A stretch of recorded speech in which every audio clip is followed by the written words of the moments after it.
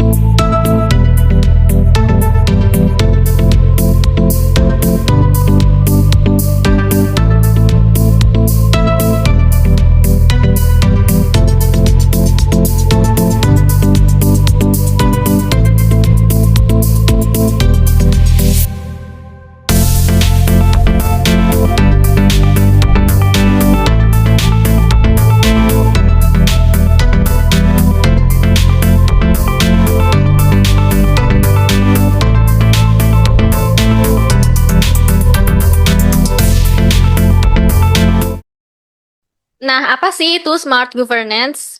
Nah, kalau smart governance ini adalah tata kelola pemerintahan atau organisasi yang berbasis teknologi, transparansi, akuntabilitas, dan pelayanan publik yang efektif, Kak. Nah, kalau dalam konteks KAI, smart governance terlihat dari digitalisasi layanan, integrasi sistem tiket, kemudian juga dari transparansi informasi jadwal dan harga, sama respon cepat terhadap keluhan pelanggan. Nah, iya, benar banget dari transformasi yang tadi Kak Fira sebutin, itu transformasi ini tuh nggak terjadi secara instan begitu saja, melainkan melalui reformasi manajemen, peningkatan SDM, dan inovasi berkelanjutan. Nah, salah satu bukti nyata smart governance ini di KAI yaitu melalui digitalisasi layanannya. Nah, kita udah kenal kan semua. Sebelumnya tuh namanya KAI Akses, tapi kalau sekarang aplikasinya namanya Akses by KAI.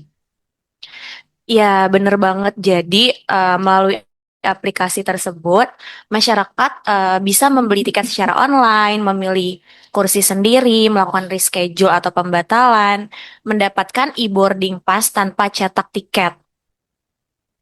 Selain itu juga KAI menerapkan sistem face recognition boarding gate, kemudian ada e-payment dan cashless transaction, kemudian ada informasi jadwal real time. Ini menunjukkan pelayanan yang cepat, transparan, dan berbasis teknologi. Dan ini sih, kemarin aku juga baru mencoba, ini salah satu pengalaman pribadi, itu ternyata di Akses by KAI kalau kita pilih kursi untuk perempuan, itu ketahuan loh kalau sampingnya tuh perempuan juga atau lawan jenis. Dan itu menurutku untuk orang yang memang lebih nyaman sebagai pelanggan ya, itu informasi yang bagus banget sih. Nah, tadi kan udah dibahas tentang smart governance dalam digitalisasi layanan. Nah, sekarang ternyata smart governance itu nggak hanya soal digital, tapi juga tata kelola yang bersih atau transparan dan akuntabel.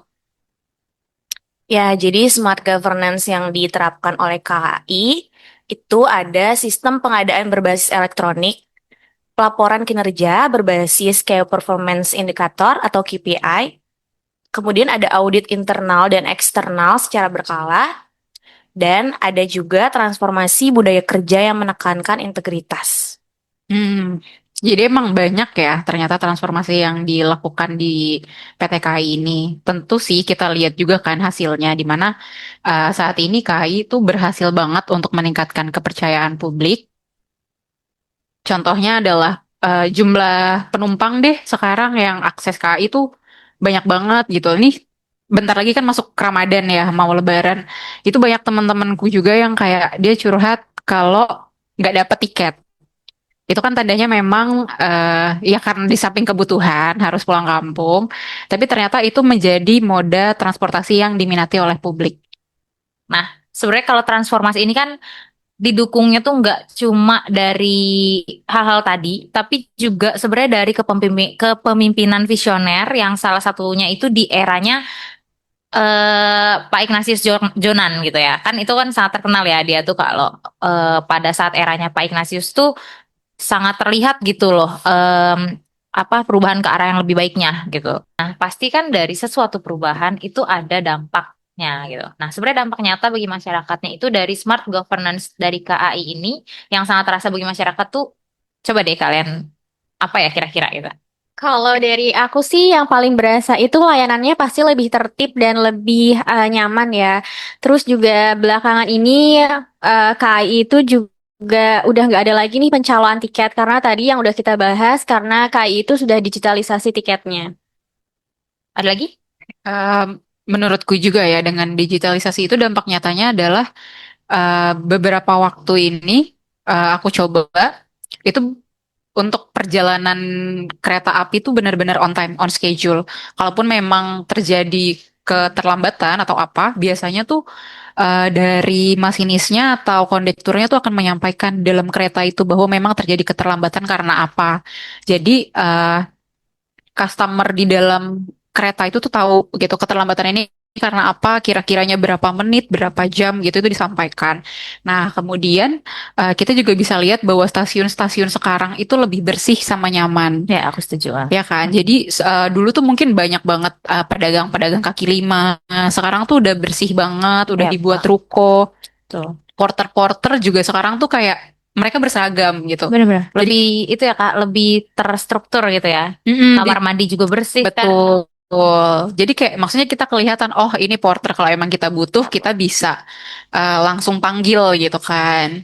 Terus yang terakhir juga informasi yang disampaikan oleh PTKI itu lebih transparan sih. Di sosial medianya mereka tuh aktif banget untuk menyampaikan informasi-informasi update di PTKI. Yang tadi porter tuh Kak, aku kebetulan punya nih aplikasi KAI-nya ya. Nah, ternyata dia tuh bisa kita pesen dari bukan pesen sih, sebenarnya kalau kita mau pakai jasa mereka, kita tuh bisa langsung buka di sini.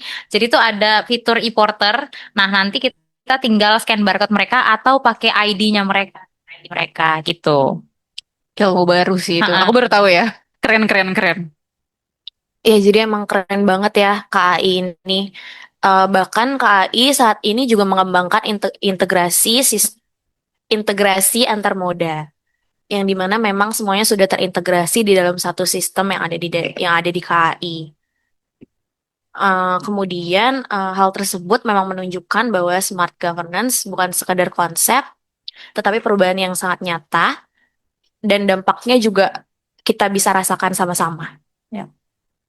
Untuk yang integrasi antar moda ini sih yang kelihatan banget karena ternyata dari satu aplikasi KAI Akses itu kita bisa pesan beberapa tiket dari jenis transportasi yang berbeda. Contohnya kita bisa pesan WUS di sana, terus LRT, terus ada teman-teman pernah juga lagi. Aku pernah pesen ke Bandara sih, ke Bandara. iya, iya. Terus bisa apa tadi KRL udah ya?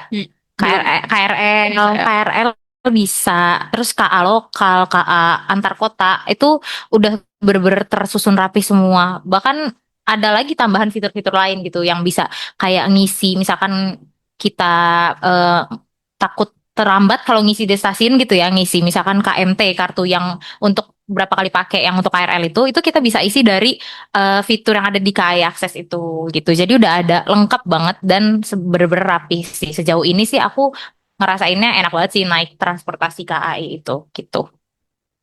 Baik, dari pembahasan tadi kita belajar bahwa transformasi menuju smart governance membutuhkan komitmen pimpinan, digitalisasi sistem, integrasi SDM, fokus pada pelayanan publik. PT KAI membuktikan bahwa perubahan itu mungkin bahkan dari kondisi yang dulu kurang ideal menjadi perusahaan transportasi modern dan terpercaya. Sebagai ASN atau calon ASN, kita juga bisa meneladani semangat transformasi ini. Adaptif terhadap teknologi, transparan dalam bekerja, dan berorientasi pada pelayanan. Karena pada akhirnya, smart governance bukan hanya tentang sistem yang canggih, tapi tentang komitmen melayani dengan hati dan integritas. Terima kasih sudah menyimak. Sampai jumpa di episode berikutnya.